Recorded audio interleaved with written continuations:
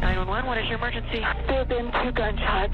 Okay, where's the shots coming from? The daughter came over here and said that somebody shot her parents. At 6:20 a.m. on Tuesday, September 2nd, 2003, a quiet local area in Bellevue, Idaho, agitated by the sounds of gunfire. Right away, a short time later, the hints of alarms filled the valley as officials from the Blaine County Sheriff's Office raced to the home of Diane and Alan Johnson. Inside, they found a horrendous scene.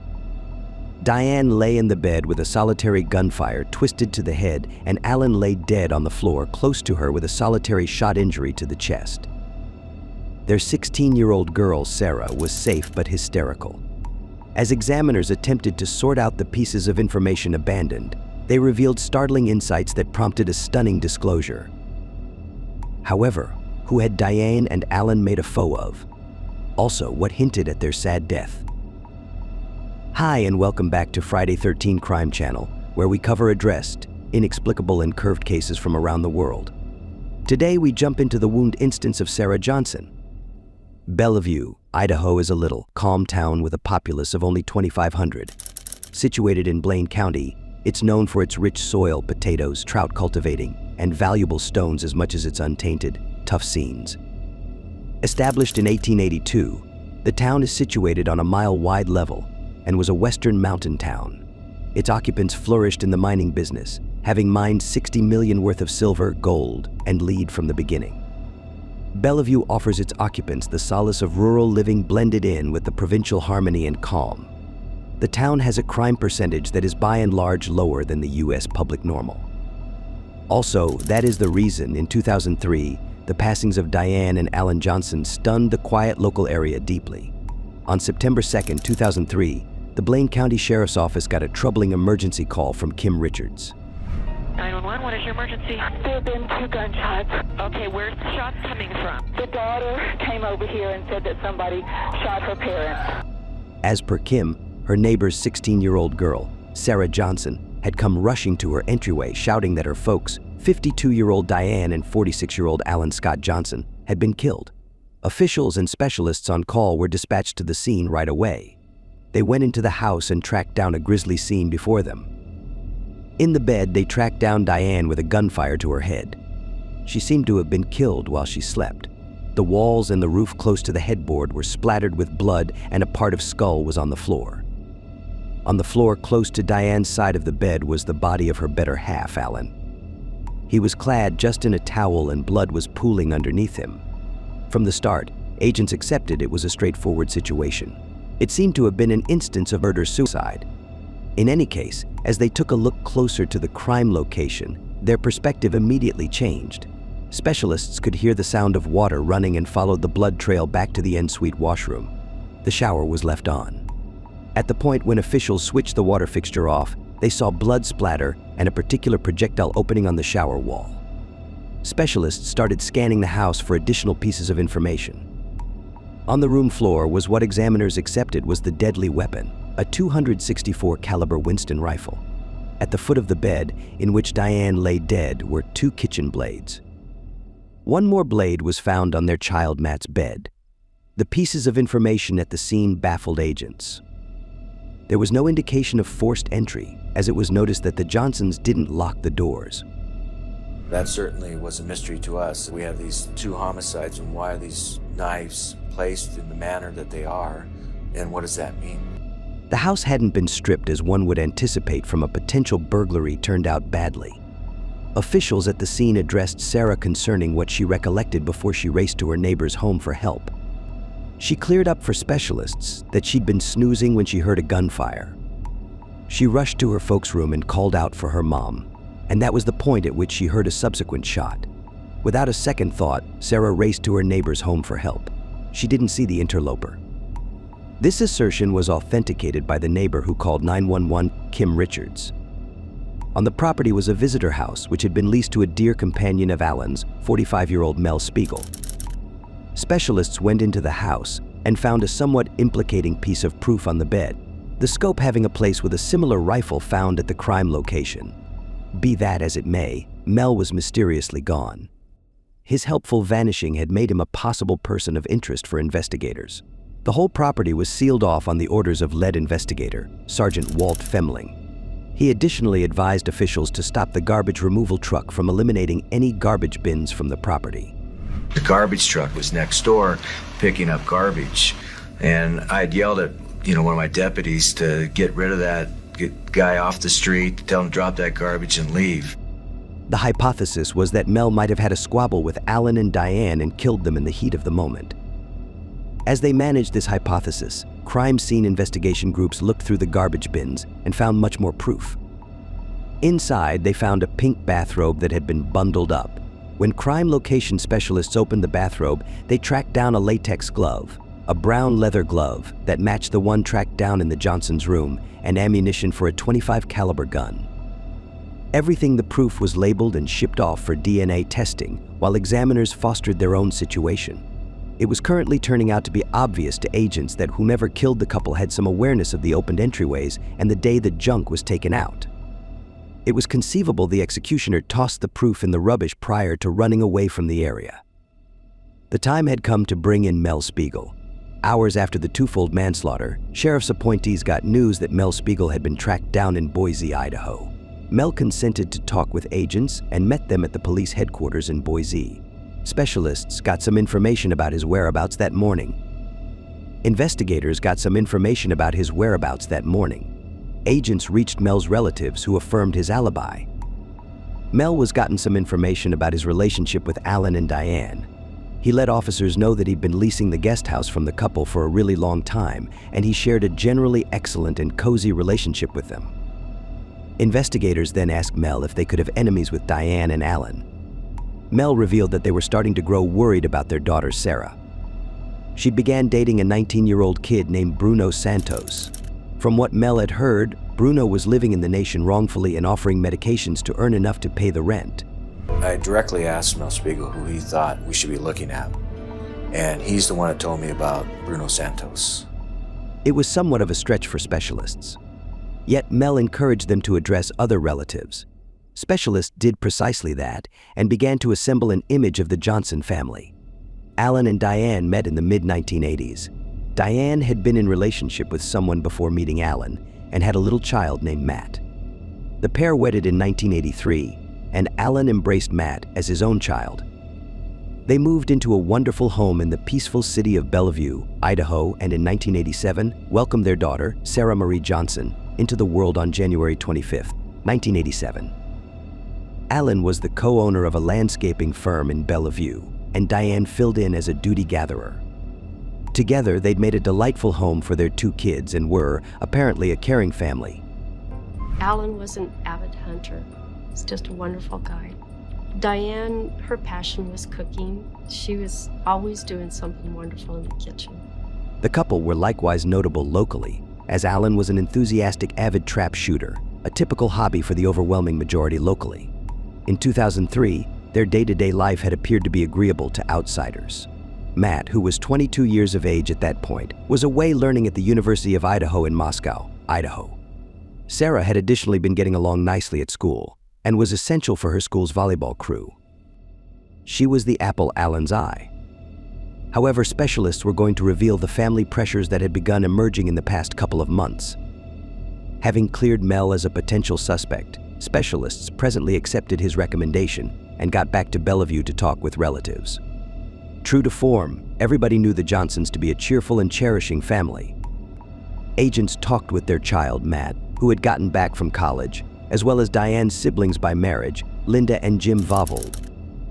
Each of the three said that the day-to-day life gave off an impression of being blissful and typical. That was until Sarah met Bruno Santos.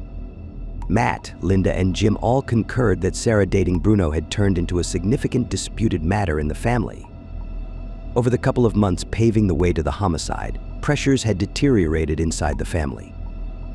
In any case, being a young person, Sarah normally opposed her folks' rules.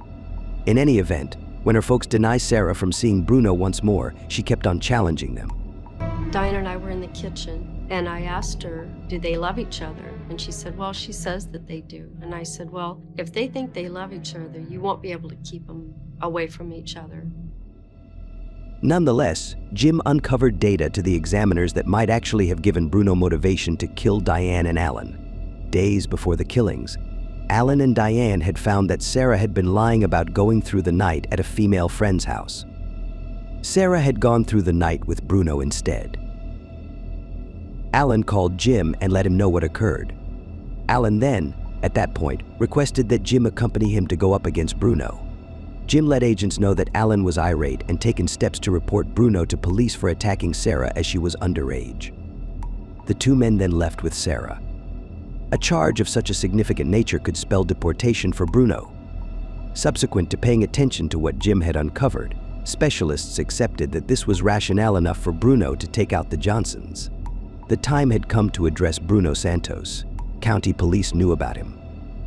He was a school dropout and had been engaged with a couple of minor medication-related wrongdoings. During his meeting with the police, he was arrogant and difficult to manage as per examiners. I could describe him as a very cocky, arrogant young man, somewhat confrontational at times, pretty hard to deal with. He told me that he had proposed to Sarah, or asked her to marry him, which she said yes.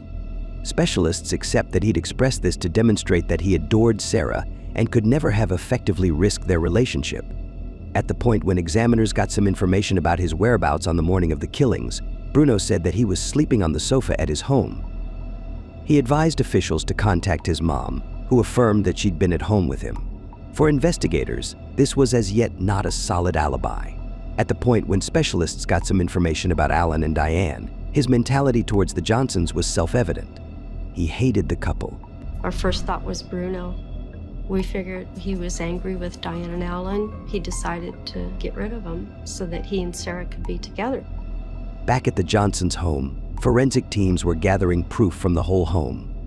They'd utilized an UV light to search over all aspects of the house for conceivable blood proof that could show a departure course taken by the executioner.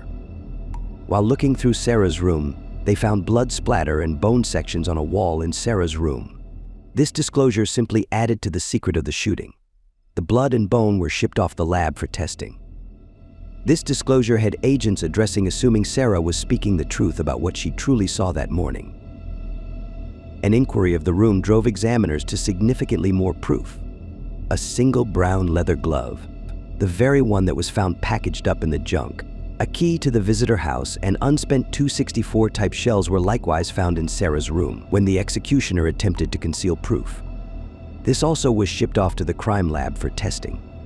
Agents presently accept that Bruno might have killed Sarah's folks and went to her to assist him with disposing of the proof. Specialists served Bruno and his mom with a court order to gather proof from their home. All the garments he wore on that day, including his shoes, were taken in for testing. His fingerprints were likewise taken to test against any found at the crime location. Bruno was taken to the emergency clinic where a DNA test was taken for testing. Hair clippings and hand scrapings were additionally gathered for proof. Bruno was reported as the excellent suspect in the killings of Alan and Diane Johnson. Notwithstanding, specialists were going to get data that planned to steer the examination in a totally surprising course. Having completely tried the garments and shoes taken from Bruno, legal specialists couldn't find any hint of blood having a place with either Diane or Alan. At the genuine crime location, there were no hints of DNA, hairs, or fingerprints tracked down remotely close to the bodies of Alan or Diane, nor was there any actual proof that put Bruno in the couple's room. The test done on the gloves and bathrobe likewise returned with an adverse outcome. We never found his DNA, fingerprints, or anything in the crime scene, and any of Alan or Diane's blood or DNA on any of his clothing. Specialists were baffled. They were certain that Bruno had the most motivation to kill both Alan and Diane. Nonetheless, the total absence of actual proof that ought to have set Bruno at the scene recommended he was coming clean with them. Bruno was at last disposed of as a suspect for the situation. As they took a gander at the case intently, their psyches began to move to another person. Specialists started scrutinizing Sarah's loved ones all the more strongly about her home and individual life. They'd come to find that Sarah had been endorsed antidepressants and that her relationship with her folks was rough, best-case scenario. Relatives said that they dismissed her way of behaving as being typical for a teen. Sarah, they accepted, was at the age when most kids begin to become defiant and push against their folks' authority. In any case, Linda, Sarah's auntie, began to become dubious with her niece's way of behaving.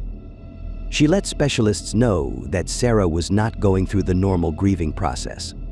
Linda said that Sarah showed more interest in getting back to school and her companions than setting aside some margin to manage the deficiency of both of her folks.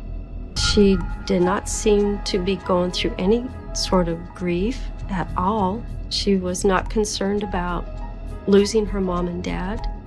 She wanted to see her friends. She wanted to get her nails done. I mean, it was just really bizarre. Agents then, at that point, went to a portion of Sarah's companions and gotten some information about her way of behaving since the demise of her folks. They generally concurred that Sarah was acting not interested in the homicides. They likewise let examiners know that she appeared to be more keen on getting her nails painted. The one thing that stood apart for them, however, was Sarah being more worried for Bruno since his capture. It was odd to them that Sarah was concerned as opposed to irate with her folks' affirmed executioner.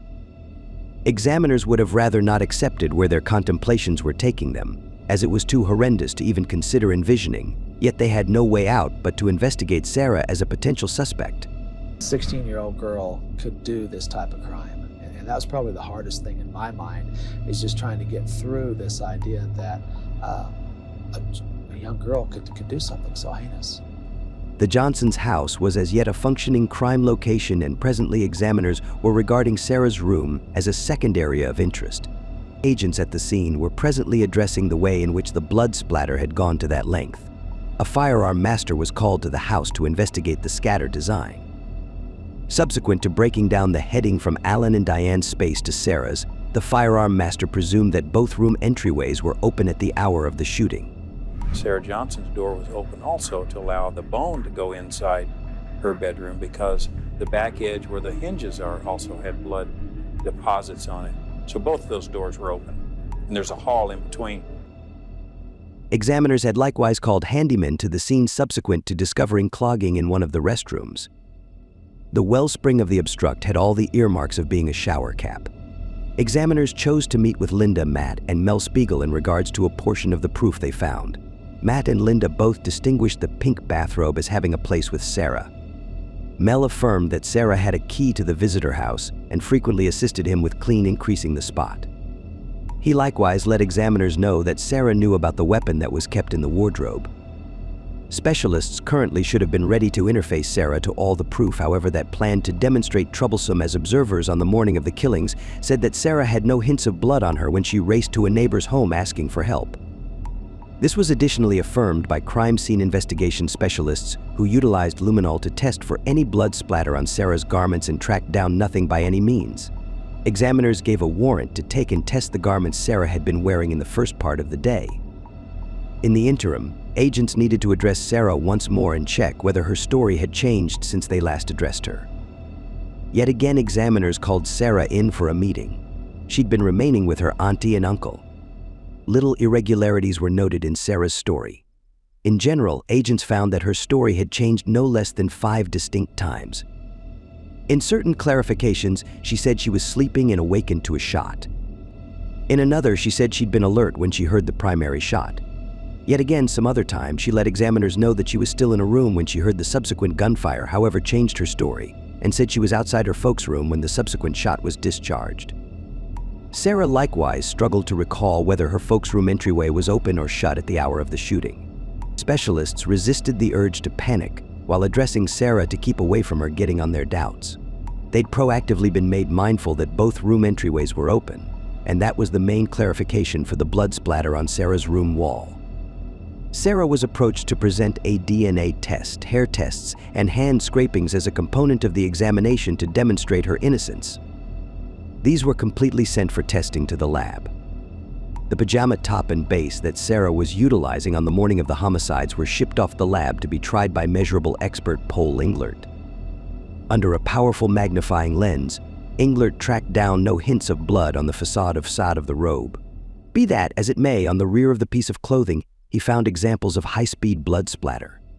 You get multiple stains that are very, very tiny, like little pencil touches. Numerous, even smaller than that. that are just layered, layer upon layer, especially when it's high energy. He additionally found blue cotton filaments and green spots of paint within the robe that matched the shirt worn by Sarah that morning.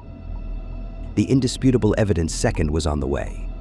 Lab results had likewise affirmed that Sarah's DNA was tracked down on the inward covering of the medical glove and weapon buildup on the 2 sets of the earthy-colored calfskin glove. We sent the robe, we sent the leather glove, and we sent the latex glove to a lab in Chicago, McCrone and Associates. They ultimately found gunshot residue on all 3 items. The blood found on the gloves and robe had a place with both Alan and Diane. This was all that could possibly be needed for specialists to capture and accuse Sarah of the twofold murder of Alan and Diane Johnson. On October 29, 2003, Sarah Johnson was captured for the homicides of her folks, Alan and Diane Johnson. She was held without bail at the Blaine County Prison anticipating preliminary.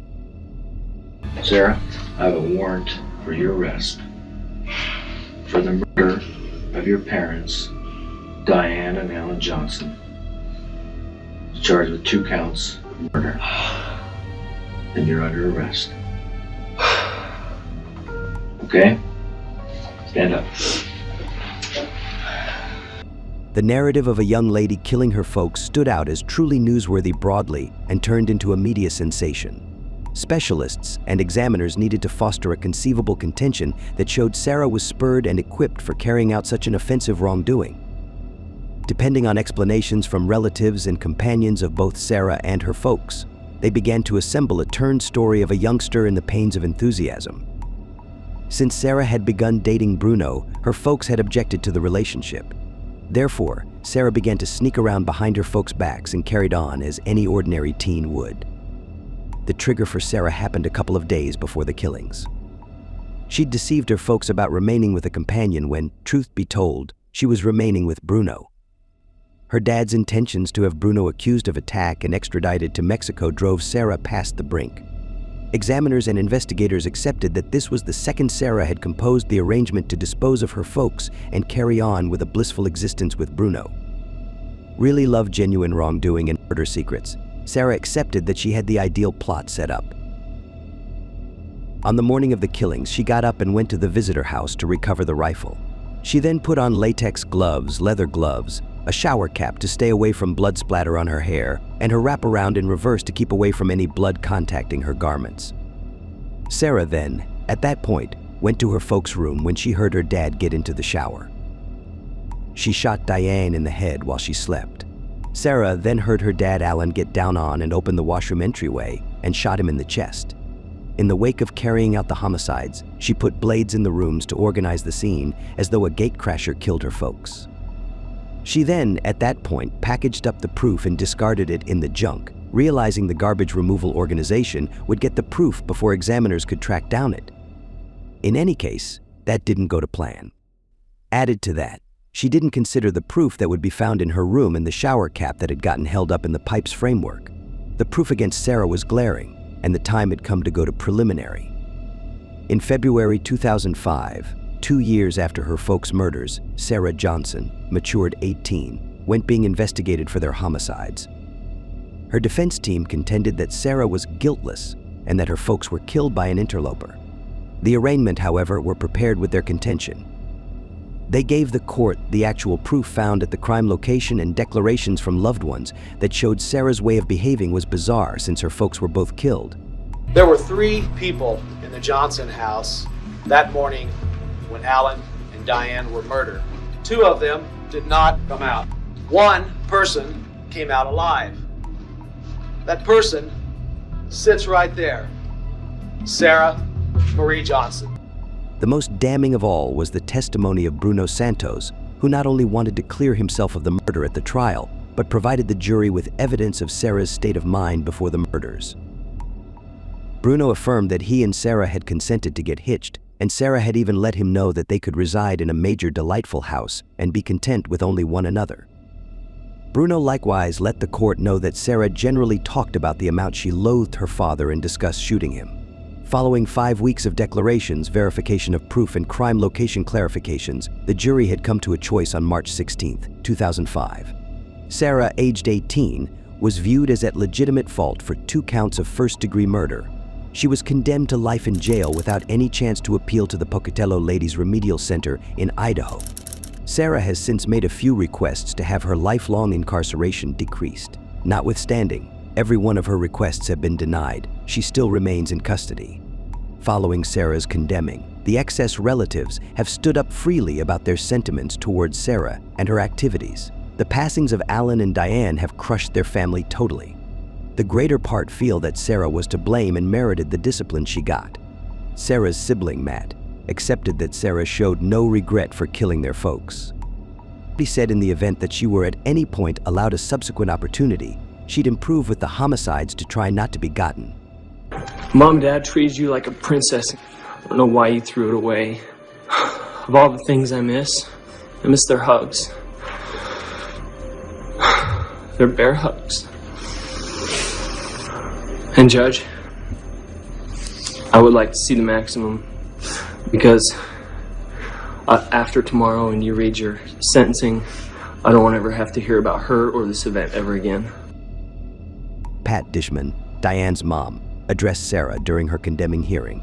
She let her granddaughter know that they actually adored her, however, that her activities had crushed their whole family.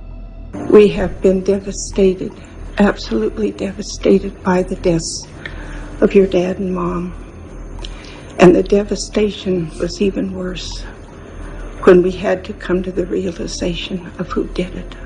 Alan's sister, Lynn Morell, said that Sarah was ruined and spoiled and was fit for killing someone else assuming she was at any point delivered.